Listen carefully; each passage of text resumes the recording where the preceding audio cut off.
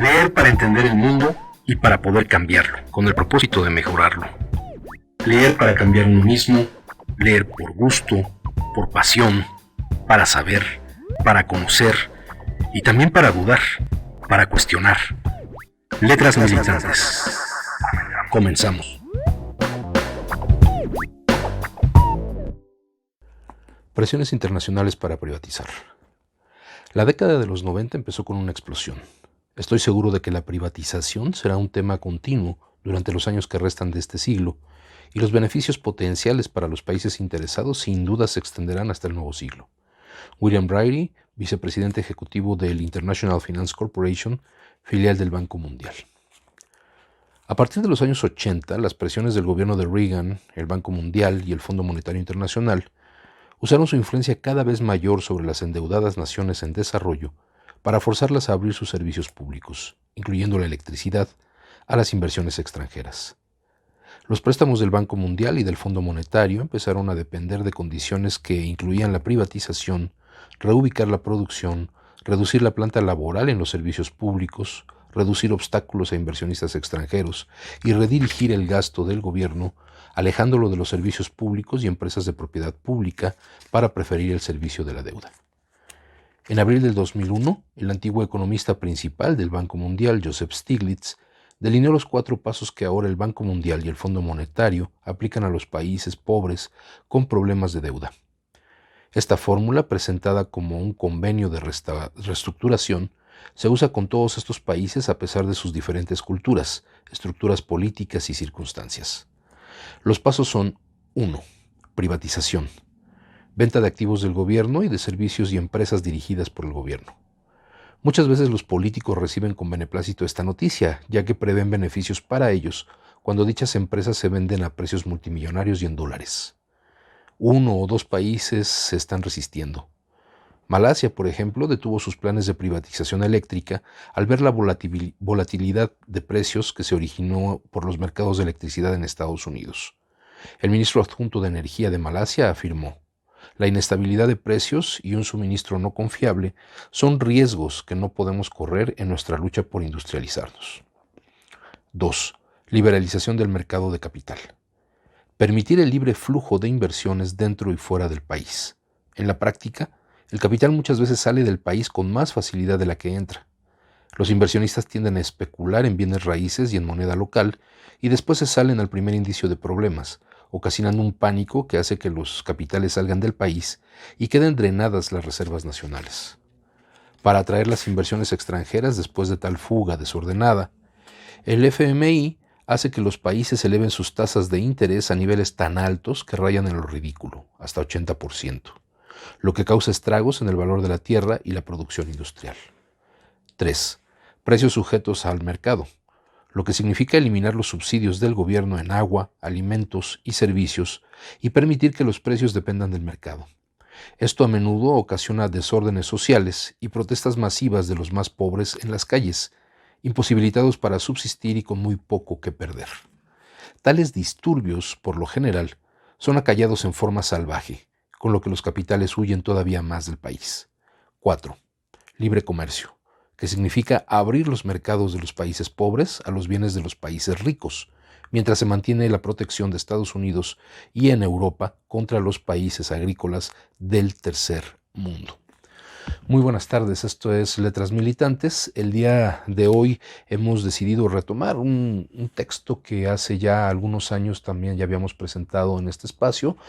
Claro que tratándose de un libro de esta dimensión, de más de 600, casi 700 páginas de texto, pues no habíamos podido abordarlo en su totalidad.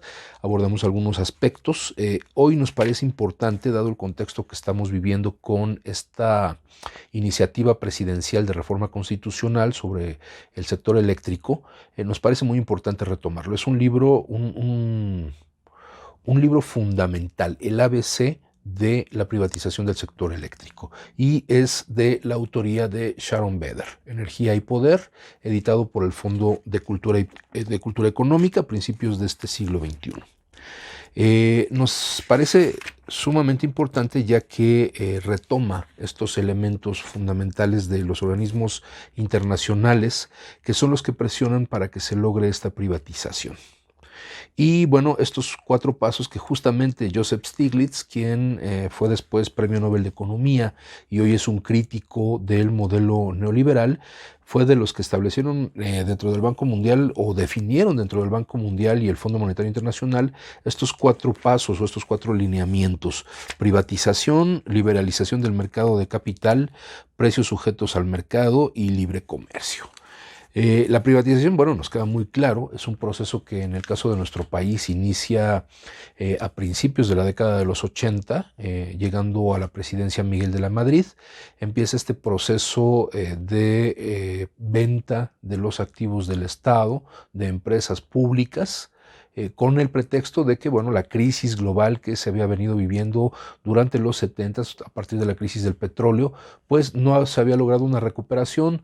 La petrolización de la economía en el caso de México había sido pues un fracaso, ya que inicialmente había tenido pues mucha fuerza, pero después se acaba esa bonanza económica de los precios del petróleo y entramos a un periodo de crisis en donde para poder hacer subsistir la economía del país, en la óptica de estos presidentes neoliberales, lo que había que hacer era generar deuda externa.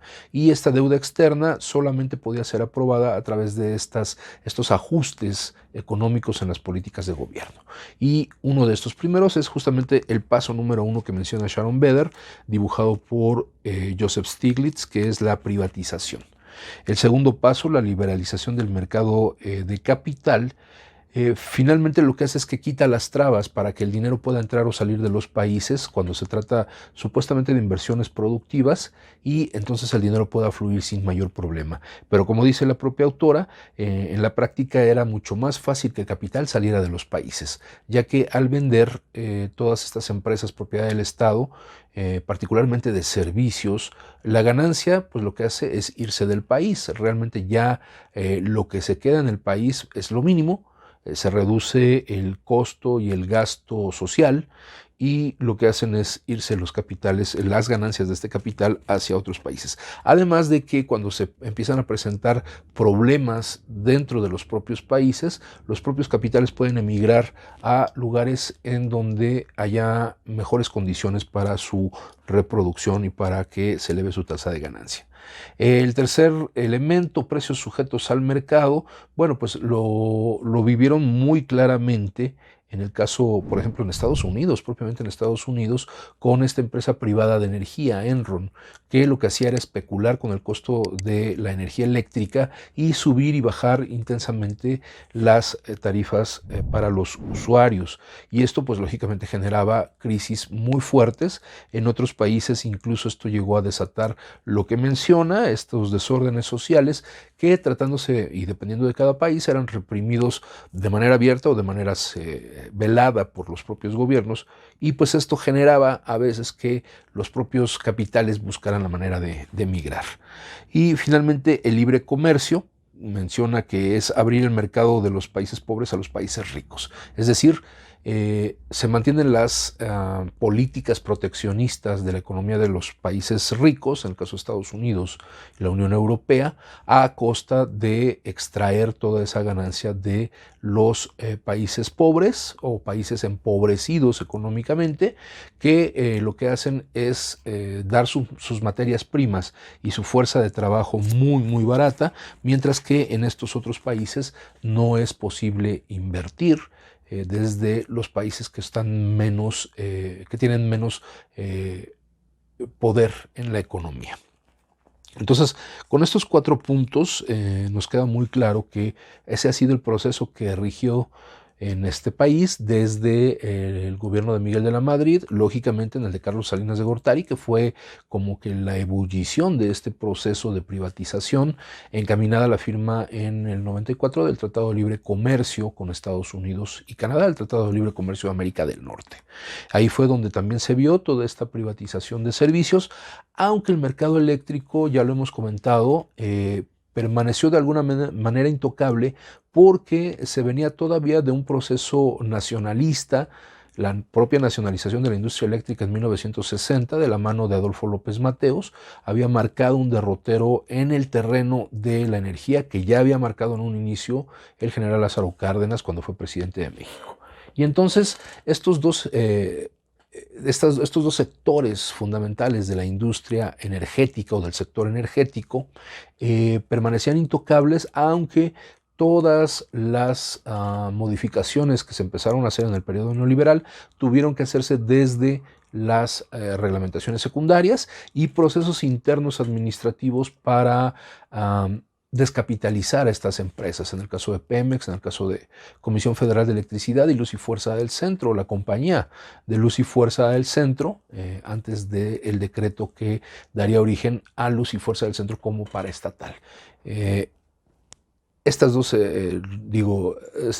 empresas eran el orgullo nacional, eran objeto de la identidad nacional y lógicamente meterse a hacer cambios a profundidad dentro de estos dos sectores hubiera sido mucho más difícil justamente en el sexenio tanto de Miguel de la Madrid como de Carlos Salinas, y es por eso que Carlos Salinas opta en el 92 por ir reformando leyes secundarias, la ley del Servicio Público de Energía Eléctrica.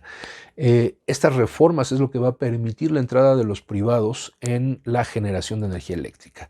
Va a crearse la Comisión Reguladora de Energía, que es la que va a dar estos permisos, y se crean estas figuras en la ley del Servicio Público de Energía Eléctrica, que son las de autoabastecimiento, cogeneración y productores independientes de energía, que tenían en común el hecho, y estaba ahí la clave, de que no ofrecían un servicio público, sino que eran para fines estrictamente industriales y comerciales de privados. Y entonces con esa salida en el papel, pues no se violaba la máxima constitucional de que no habría concesiones a este tipo de rubros que no fueran para la prestación del servicio público. Al decir no es para la prestación del servicio público, bueno, pues se dijo que generen, ¿no? A través de estas leyes secundarias.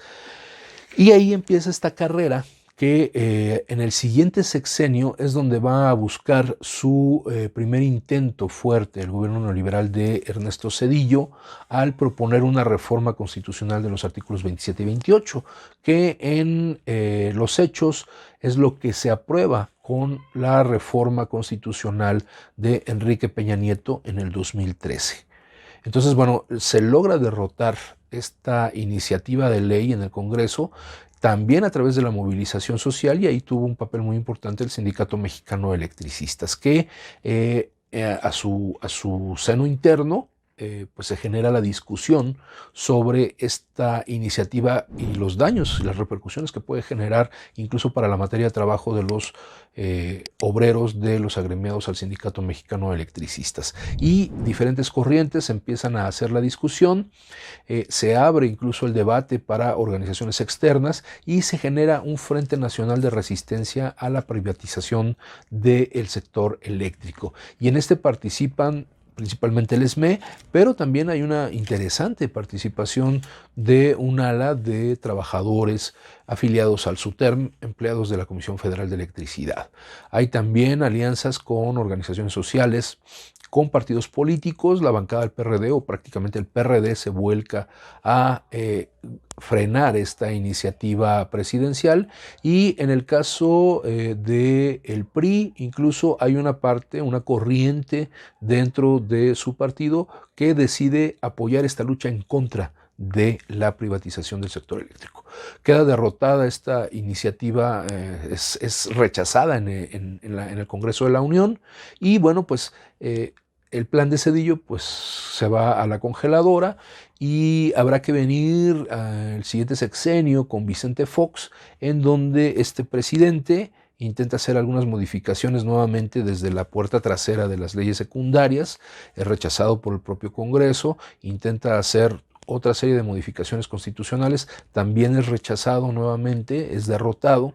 Y entonces por lo que opta es por entrar al terreno de las tarifas eléctricas, que es donde hace serias modificaciones, quita subsidios Las tarifas aumentan hasta en un 80% en algunos casos, en algunos tipos de tarifas, y crea la tarifa doméstica de alto consumo, la famosa tarifa DAC, que ha puesto en aprietos desde el 2001-2002, cuando se implementó, ha puesto en aprietos a los usuarios de energía eléctrica domésticos, que finalmente terminan pagando incluso más que algunos pequeños negocios que tienen tarifas comerciales. Y bueno, todo este trayecto nos lleva, después de una década, al golpe en contra del Sindicato Mexicano de Electricistas, hecho por el espurio, el narcogobernante Felipe Calderón, quien pues se dice dispuesto a llevar a cabo estas reformas estructurales. Lo menciona en buena parte en su texto, en su famoso texto Soluciones Difíciles, en su capítulo 8, en donde habla de todo el plan que se generó desde la presidencia para golpear al Sindicato Mexicano de Electricistas con el decreto de extinción de luz y fuerza del centro. Nosotros lo dijimos desde el inicio, hace 12 años, incluso más de 12 años, porque sabíamos que esa era una de las metas del gobierno de Calderón, la privatización del sector eléctrico.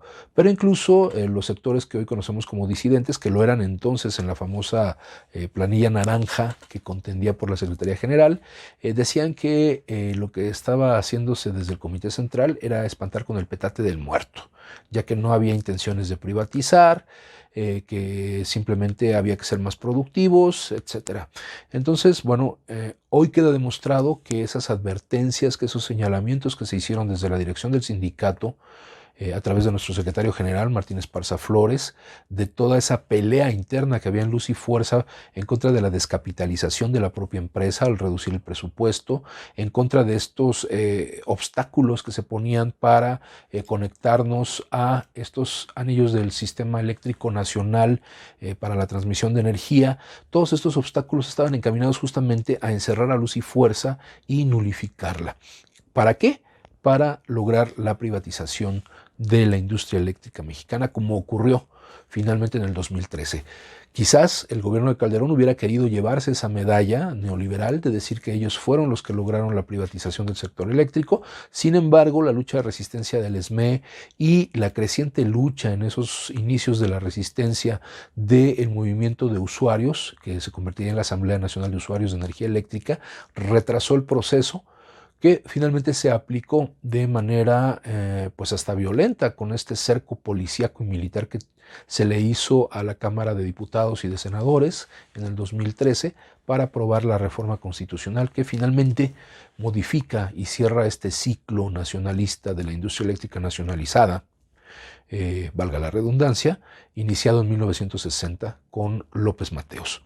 Y empieza este nuevo ciclo de un mercado eléctrico mayoritario. Cambian las reglas del juego, el servicio eléctrico deja de ser un servicio público, se convierte en un mercado y en una mercancía, y pues lógicamente se incrementa la influencia de los privados dentro de la generación, pero también dentro de la transformación, dentro de la transmisión y distribución de energía eléctrica. Se abre también el mercado para la comercialización, aunque este no logró tener el auge que se tuvo en el caso de la generación de energía eléctrica. Bueno, todo este proceso que nos ha tocado vivir del 2013 a la fecha, pues ya estaba previsto en este texto de Sharon Beder, que fue publicado originalmente, su idioma original, en el 2003. Y no se trata de un texto profético o que ella haya imaginado cosas que no habían ocurrido aún. Se trata simplemente de hacer un recuento de estos procesos de privatización que a nivel global se venían viviendo desde la década de los 70s, 80s. Incluso hace un recorrido histórico por el desarrollo de la industria eléctrica en los Estados Unidos desde sus inicios a finales del siglo XIX, principios del siglo XX, y cómo se fueron construyendo estos corporativos y estos emporios locales, regionales y luego nacionales en el caso de los Estados Unidos. Vamos a continuar con el texto de Sharon Beder, Energía y Poder.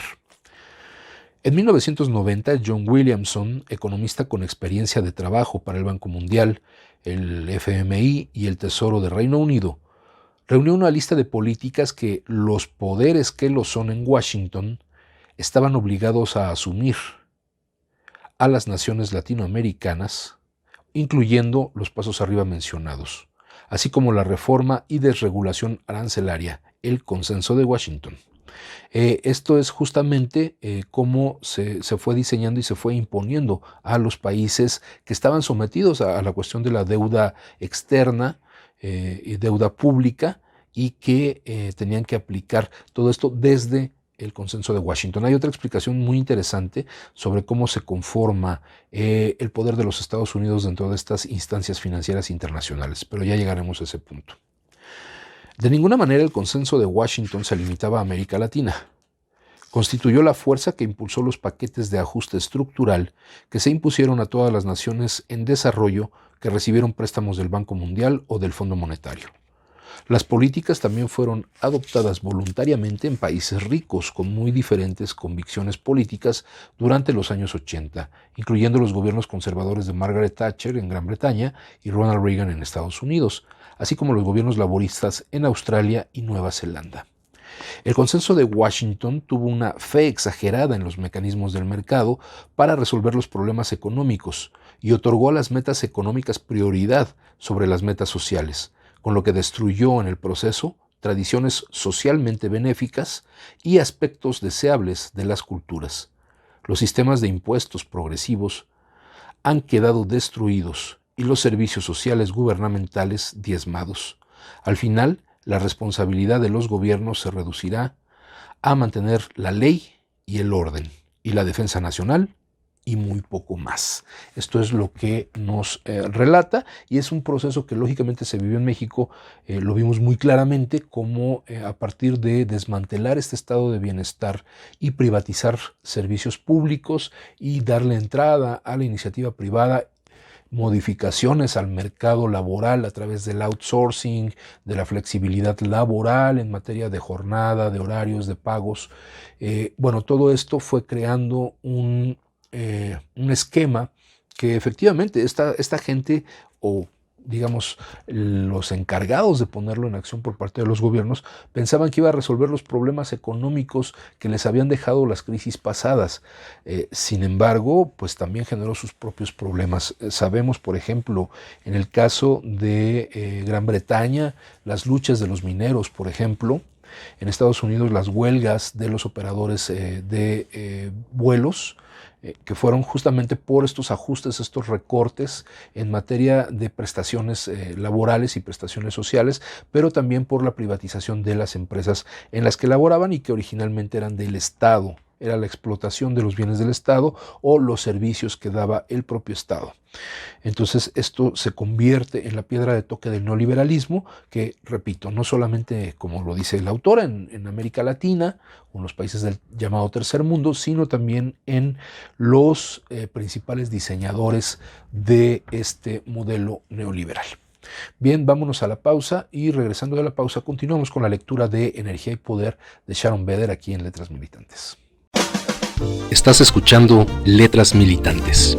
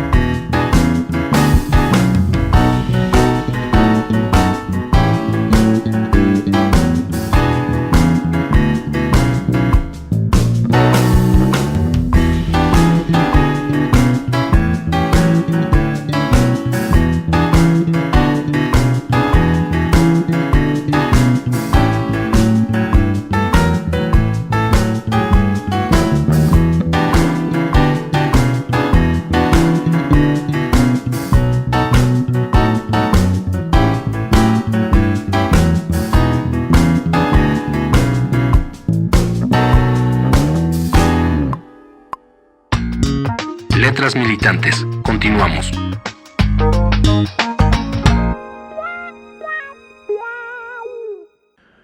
Ya estamos de vuelta en Letras Militantes con la lectura de este texto muy importante de Sharon Beder, Energía y Poder. Incluso este texto se le llevó por parte de en una de las movilizaciones que hicimos de la Resistencia, se llevó a la sede del PRI cuando era candidato a la presidencia Enrique Peña Nieto, y nuestro secretario general se lo entregó ahí a la gente del PRI para decirle, miren, que lea tantito. En ese entonces estaba en boga esta situación estaban haciendo el movimiento 132 por aquella lamentable anécdota de los 3 libros que tenía que mencionar Peña Nieto en la Feria Internacional del Libro de Guadalajara. Y justamente este libro, Energía y Poder, fue el que se le llevó a la sede del PRI para decirle, por favor, se lo entregan a su candidato para que lea un poquito sobre lo que están haciendo en el caso de Luz y Fuerza del Centro y lo que quieren hacer con el sector eléctrico. Bien, continuamos con la lectura. El Banco Mundial y el Fondo Monetario Internacional. La privatización es un artículo de fe ideológico en el Fondo Monetario Internacional y en el Banco Mundial, y es la receta cotidiana prescrita para los países que solicitan préstamo a estas instituciones. El FMI y el Banco Mundial han supervisado privatizaciones al mayoreo en economías que antes estaban dominadas por el sector estatal, así como la privatización de servicios que habitualmente se mantienen en el sector público de los países ricos. El Banco Mundial asumió el papel de liderazgo al aconsejar acerca del diseño y ejecución de reformas y privatizaciones en el sector público. Es el banco de desarrollo internacional más grande. Financia proyectos, hace préstamos a naciones miembro y garantiza el crédito. Presta unos 25,000 millones de dólares al año, 45% de los cuales van a dar a empresas fuera de los países hacia los que estuvieron dirigidos, principalmente con base en países de la OCDE, Organización para la Cooperación y el Desarrollo Económico. Es propiedad de 180 naciones miembro, que aportan los fondos o garantías para los préstamos. Cuando el Banco Mundial hace préstamos, espera recibir su dinero más intereses, al igual que cualquier otro banco.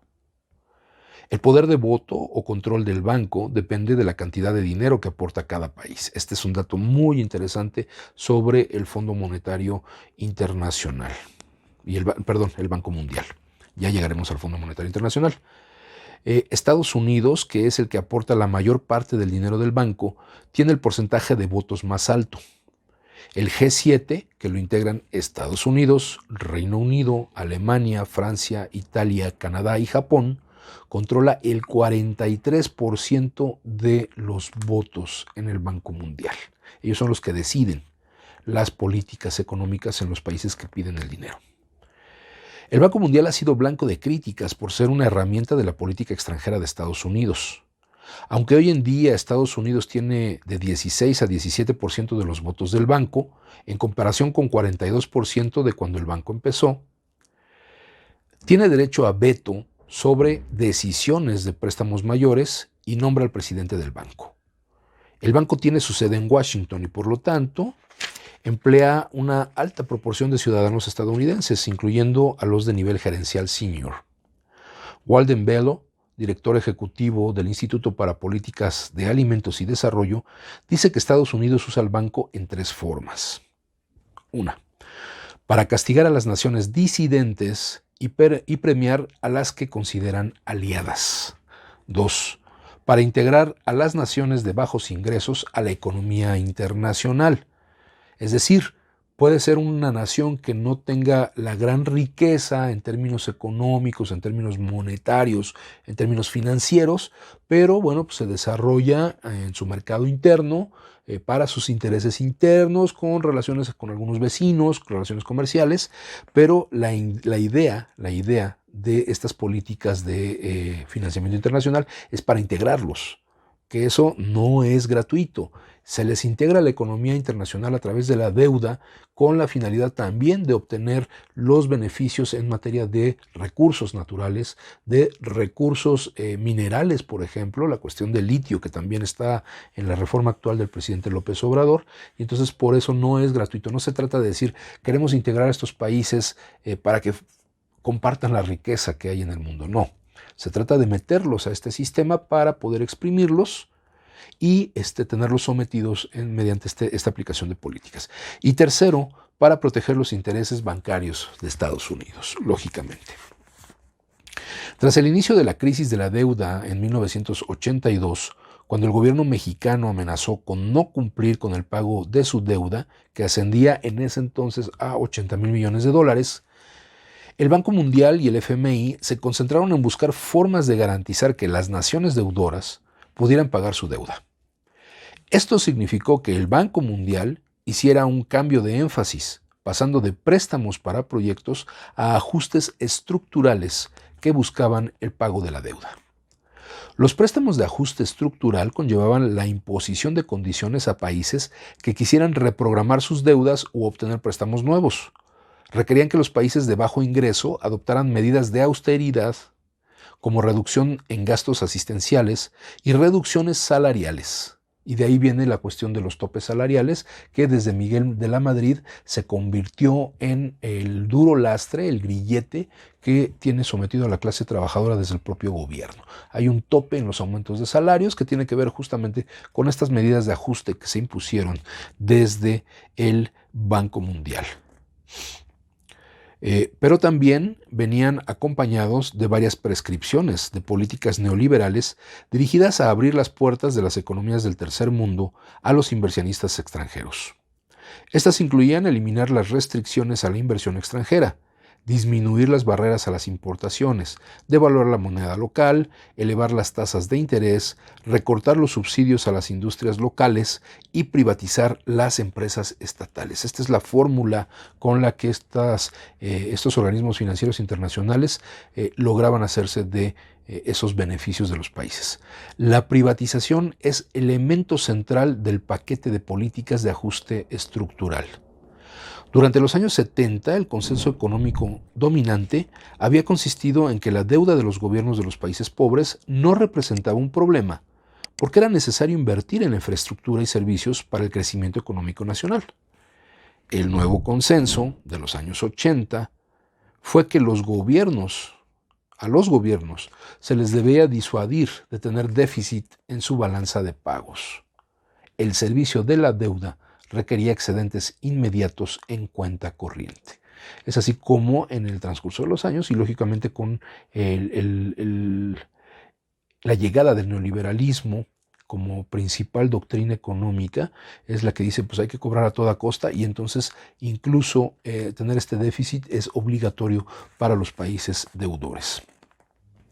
Walden Bello y Shea Cunningham argumentan que el crecimiento económico de los países en desarrollo hasta los 80 se vio facilitado por un Estado o sector público activista, que contribuyó al desarrollo en ausencia de un sector privado fuerte.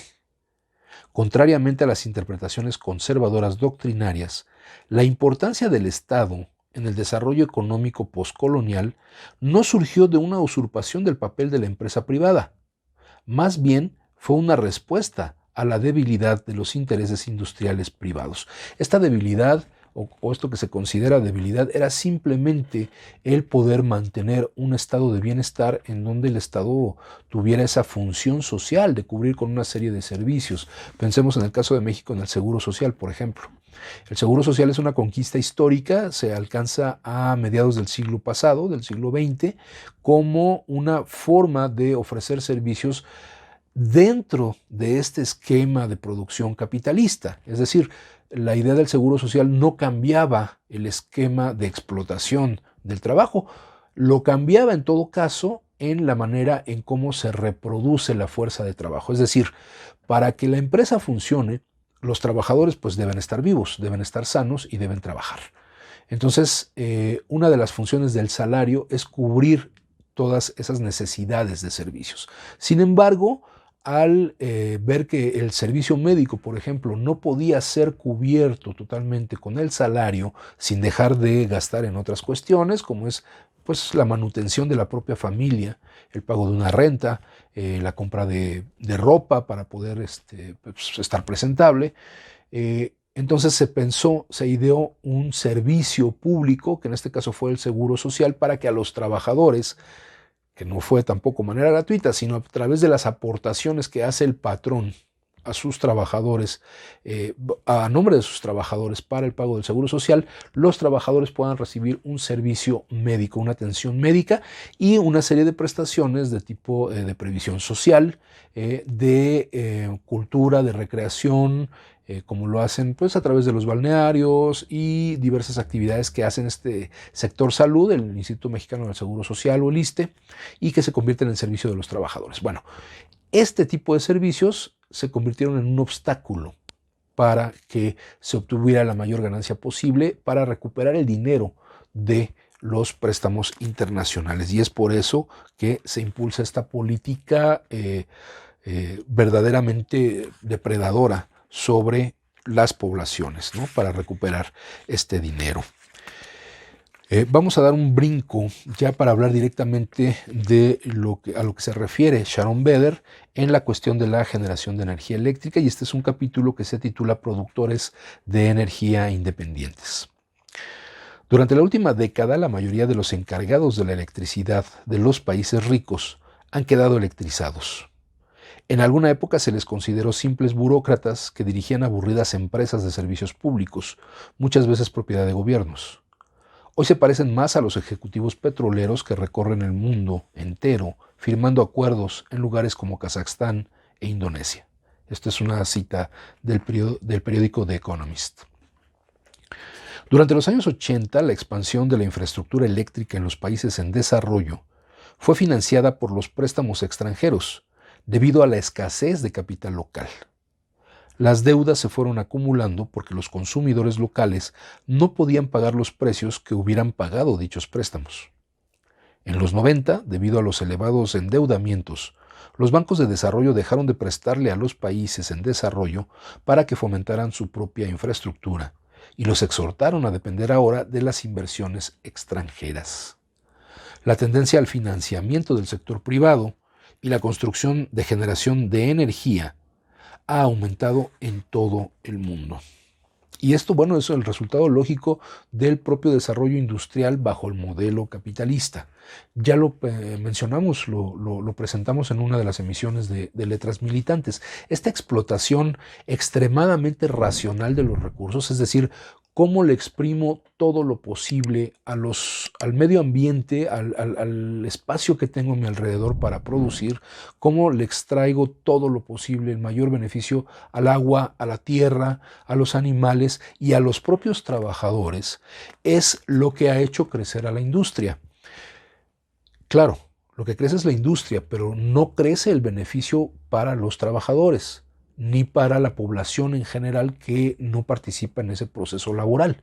Los grandes beneficiarios de este crecimiento desaforado, de este crecimiento completamente arrasador de todo lo que hay a nuestro alrededor, es lo que genera que se necesite más dinero para invertir porque va creciendo esa propia industria. Repito, los trabajadores somos los menos considerados dentro de este proceso de crecimiento porque las condiciones laborales dentro del modelo neoliberal siempre que se busca que sean menos desarrolladas, que sean más oprimidas en el sentido de que no crezca el salario, se les quiten prestaciones a los trabajadores, se les quiten servicios sociales y con ello poder aumentar todavía más la tasa de ganancia. Entonces, no se trata de que este endeudamiento haya sido necesario para la infraestructura, porque esa infraestructura, recordemos, vivió ya un proceso de desmantelamiento. Se trata de hacer crecer la industria como de lugar para hacer mayor la ganancia de grandes corporativos transnacionales. Durante los años 90, como resultado de las políticas de liberalización y privatización del Banco Mundial y del FMI, fluyeron casi 187,000 millones de dólares de origen privado hacia los sectores de energía de 76 países en desarrollo. Iniciaron más de 600 proyectos privados de electricidad, 4/5 partes de los cuales eran para generar electricidad. Las inversiones ascendieron especialmente en América Latina, Asia Oriental, hasta la catástrofe de 1997 cuando se nivelaron en Asia.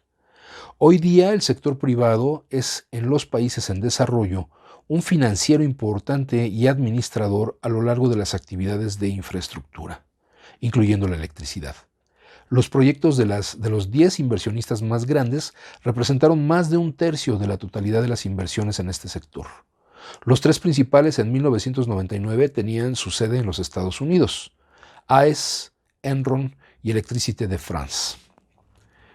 Un paso hacia la privatización consiste en permitir que productores independientes de energía se encarguen de la nueva generación de electricidad. Luego, la electricidad producida se vende a las empresas de servicios públicos estatales, quienes la distribuyen a los clientes. Esto se considera especialmente apropiado para los países que apenas empiezan a considerar la reestructuración de la industria y tienen necesidad de atraer más capital para satisfacer una demanda de electricidad cada vez mayor. Esta demanda de electricidad cada vez mayor, repito, no tiene que ver específicamente con las necesidades eléctricas de la población, tiene que ver con el parque industrial, tiene que ver con pues la iluminación de estos edificios, y vale la pena darse una vuelta a Paseo de la Reforma, a estos grandes corporativos de muchos pisos que tienen pues por las noches sus luces prendidas en muchos de los casos, ¿no? Esta mayor demanda de electricidad tiene que ver con la producción, y esta producción no necesariamente, insisto, no necesariamente tiene que ver con el beneficio de la población. Mientras las inversiones en América Latina han sido resultado de una privatización total y en su mayoría han consistido en adquisiciones extranjeras de empresas de gobierno, la inversión en Asia Oriental y del Sur se encontró en introducir productores independientes de energía en mercados dominados por empresas del gobierno integradas verticalmente. Los productores de energía independientes son ahora un mercado grande en Asia, especialmente en China, Indonesia, Filipinas, India, Pakistán, Malasia y Tailandia. Y esto fue lo que comentaba yo en el segmento anterior. Fue lo que pasó en el caso de México con Carlos Salinas de Gortari. Él lo que hace es decir, bueno, no va a ser la prestación del servicio público, entonces podemos dejar que los privados generen electricidad.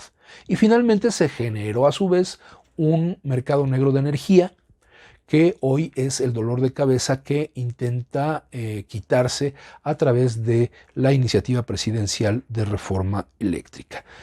Estos productores independientes de energía son justamente los que obtienen la mayor ganancia. El problema es cuando estos productores de energía obtienen la ganancia a través de empresas que eran del Estado y con infraestructura que era del Estado. En ese sentido hay que hacer un paréntesis muy importante, porque se ha vuelto objeto de discusión y de crítica y de cuestionamientos muy fuertes la situación de Generadora Fénix. Recordemos que Generadora Fénix utiliza las 3, por lo menos ahorita, operando en casi el 100% de su capacidad, utiliza 3 hidroeléctricas que eran propiedad de Luz y Fuerza del Centro y que por tanto eran propiedad del Estado, o son propiedad del Estado porque no se han expropiado, no es que se hayan expropiado, no se han entregado en propiedad a empresas privadas. Siguen siendo propiedad del Estado, pero existe un convenio que en este caso es por 30 años para su explotación por parte, en este caso, de Generadora Fénix. Y estamos hablando de las 3 principales hidroeléctricas que tenía Luz y Fuerza del Centro: el complejo hidrológico de Necaxa, hidroeléctrico de Necaxa, el de Alameda y el de Tepuxtepec. Entonces, estas 3 grandes hidroeléctricas que son propiedad del Estado y que están concesionadas para su explotación a una empresa privada que es Fénix, en primer lugar, su concesión se debe, justamente como lo menciona el presidente Andrés Manuel López Obrador en una de sus últimas conferencias mañaneras, donde hace mención al problema del ESME, se dio como resultado de una negociación política. Una negociación política en el plazo que va de 2013 a 2015, cuando finalmente se aprueba la creación de Generadora Fénix. Fue una negociación política que tuvo como objeto el recuperar parte de los fondos que nos fueron arrebatados de los activos de Luz y Fuerza del Centro y que no nos fueron pagados a los trabajadores. Y esto se hizo de manera proporcional al número de trabajadores que nos quedamos en la resistencia, es decir, a los 16.599. ¿Por qué? porque el resto de los trabajadores, los 28,000 que se liquidaron entre el 2009 y el 2010 y que posteriormente algunos ya no quisieron continuar en la resistencia y también se retiraron de la lucha, bueno, pues a ellos se les fue liquidando pues sus indemnizaciones. Muchos de ellos pelearon y también hay que recordar esto, muchos de ellos su pelea era porque se les pagara adecuadamente, porque tiempo después se dieron cuenta que les habían pagado mal. Bien, lo que se logra con este acuerdo de Fénix es justamente que se pague esa parte que en efectivo no se nos había pagado o no se estaba contemplando en el pago de las liquidaciones. Y se trata de esta concesión para explotar la energía eléctrica, que además tiene una función muy importante. Si no se hubiera firmado el contrato colectivo de trabajo entre Fénix y el Sindicato Mexicano de Electricistas, el Registro Nacional de Industria del SME hubiera desaparecido. Y por lo tanto, el Sindicato Mexicano de Electricistas también hubiera desaparecido.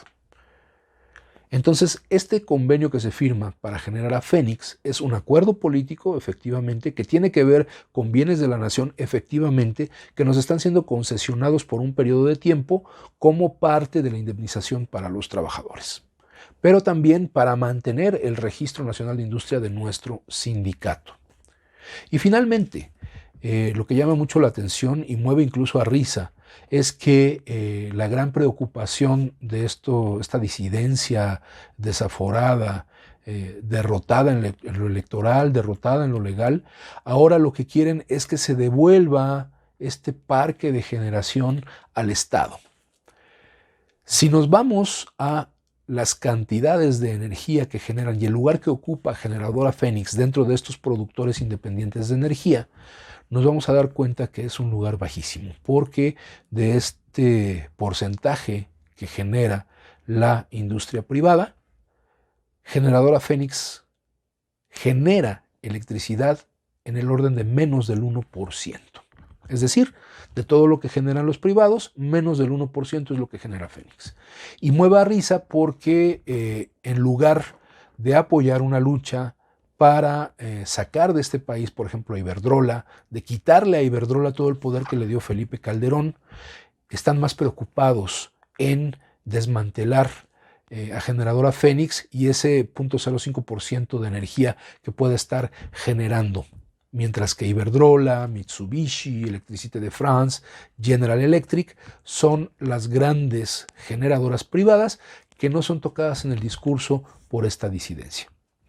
Bueno, por el momento es todo. Vamos a continuar en otra emisión de Letras Militantes con este texto interesantísimo de Sharon Beder, sobre todo porque habremos de seguir impulsando actividades para echar abajo la reforma eléctrica de Enrique Peña Nieto e impulsar la reforma constitucional que ha presentado el presidente Andrés Manuel López Obrador. Estemos pendientes de los llamados del sindicato, de las convocatorias a estas actividades, porque de ello depende también en buena medida la solución final, la solución definitiva a nuestro conflicto. Recordemos que en su momento esto fue un acuerdo político para dar una solución parcial y transitoria a nuestro conflicto y que nuestra lucha seguiría por la renacionalización de la industria eléctrica y recuperar todo aquello que nos fue robado. Bueno, por mi parte es todo, les agradezco su atención y nos vemos la próxima semana aquí en Letras Militantes. Muchas gracias y muy buenas tardes. Decía Samuel Smiles, el libro es una voz viviente, es una inteligencia que nos habla y que escuchamos. Acompáñanos en la próxima emisión de Letras Militantes, a través de Radio SME, donde a los libros les damos la palabra.